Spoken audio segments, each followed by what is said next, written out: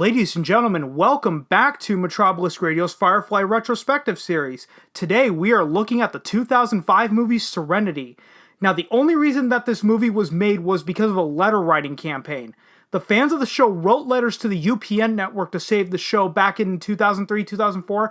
Now, it was unsuccessful, but the letter writing campaign led to the complete series DVD set being released, I think, back in 2003-2004, around that time.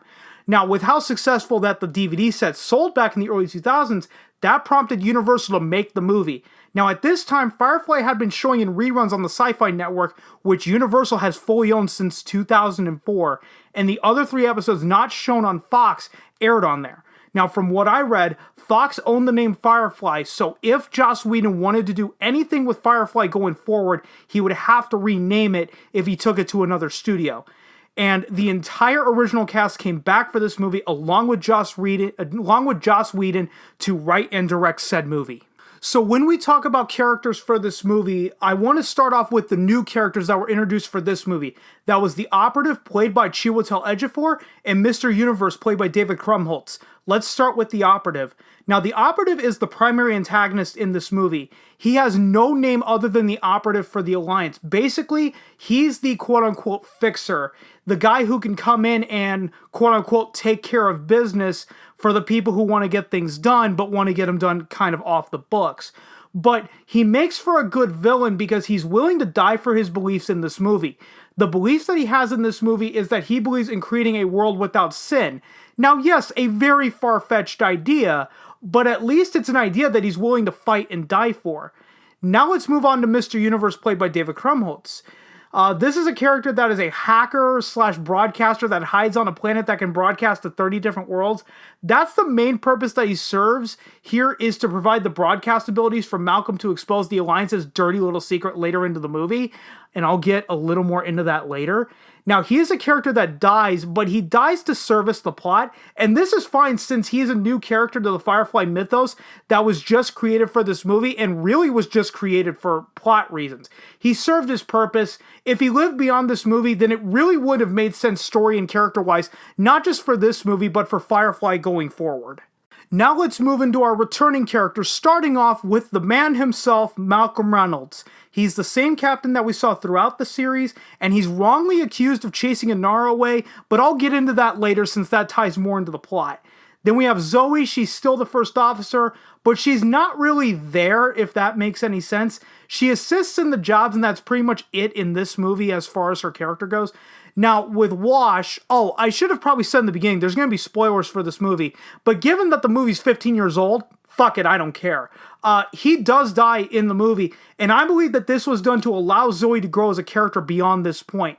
Up to Wash's death, Zoe was pretty much tied to him, much to her character's detriment to a degree, but after this movie, she now has to learn to cope with this loss and move forward and become her own character instead of relying on Malcolm and Wash to really do that for her. Now let's move on to Jane. He's still the same one-dimensional mercenary for hire that we saw in the show. I believe that if the show had gone any further, then Jane would have probably changed into something more. Then we have Kaylee. She's really just here for Simon and nothing more. She and Simon do hook up at the end of the movie. Then we have Simon Tam, and he honestly should have died in this movie. At this point, he's just an albatross to River's character development, and this is shown at the very end when he's shot. Imagine if River had to learn how to move on from Simon's death, since up to this point, she really had the mind of a 12-year-old. That could have made for one hell of a character arc, but instead we have to let him live just for him and Kaylee to really hook up in the end, and that's really it. So, now let's move on to River Tam. In this movie, it is confirmed that she's a psychic. Surprise, surprise there. That's why she goes on the job at the very beginning of the movie, and all of her character development is very minimal, even though the entire movie surrounds her character being hunted by the Operative. Now let's get into Shepard Book. He's only in the movie for a couple of scenes at the most, and the first one is him on Haven holding up the Serenity crew after a job. Now here's the question in this movie. When did he leave the Serenity? That's never brought up in this movie. Also, his death in the movie is just here to service the plot, nothing more.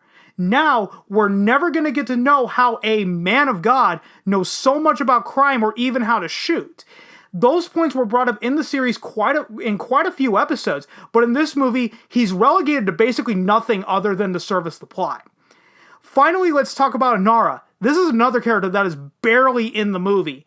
Now, Malcolm and the Serenity crew go to rescue her from the operative, and then she becomes a non-entity for the rest of the movie. If you even look at the poster shot that I am showing you, Inara is the very small character way in the background. Most of you can't probably even make her out.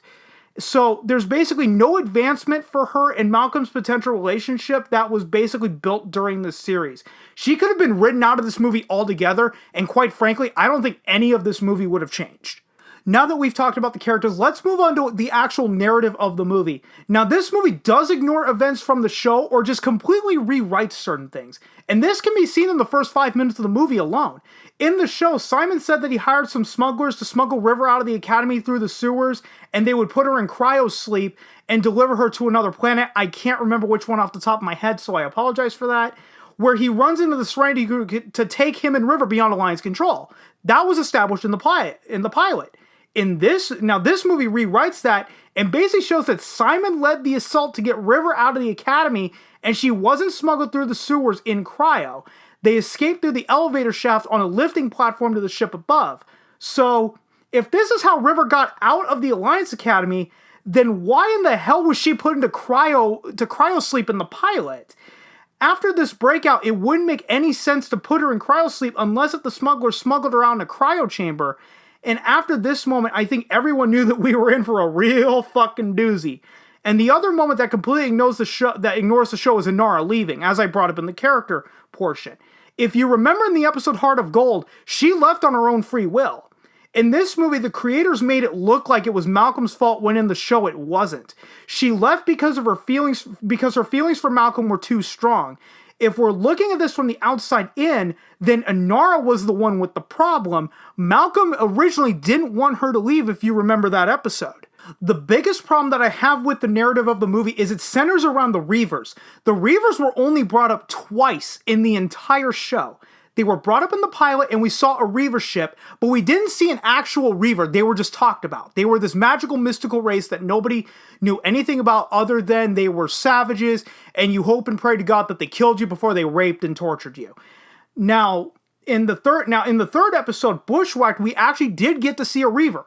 Now, the Reaver in that episode started off as a normal guy who was the last survivor of a Reaver invasion, get transformed into a Reaver by the very end of the episode.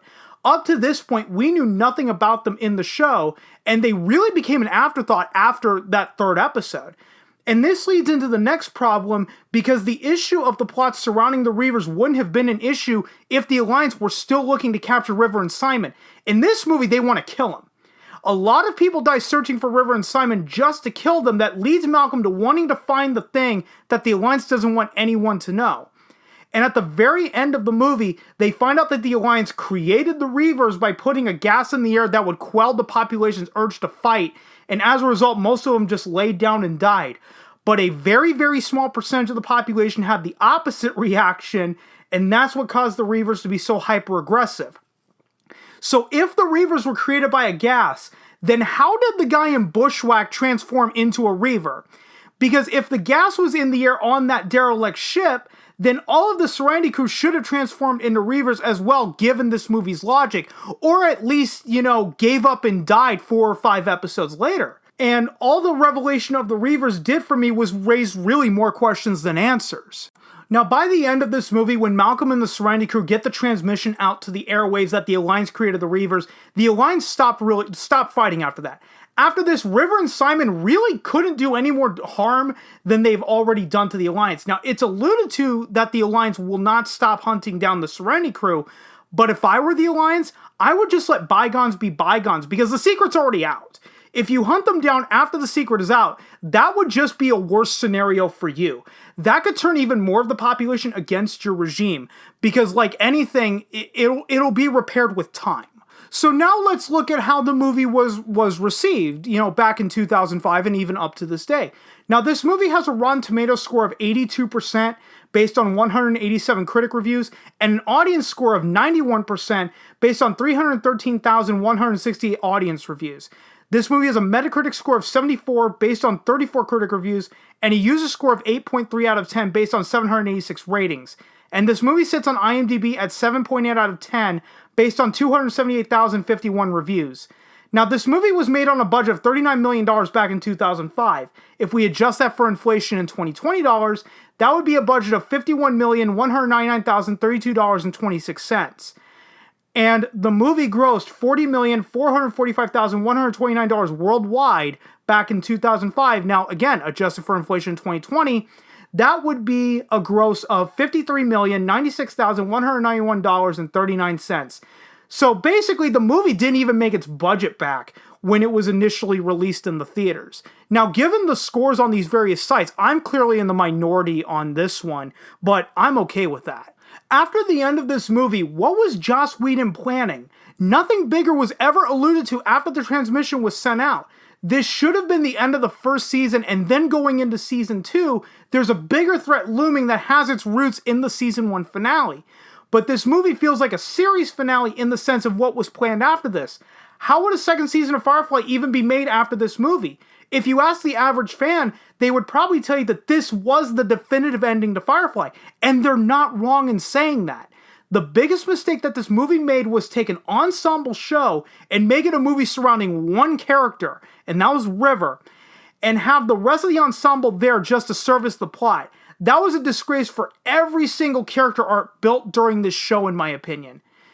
And with that being said, that's going to do it for this episode of our Firefly Retrospective series.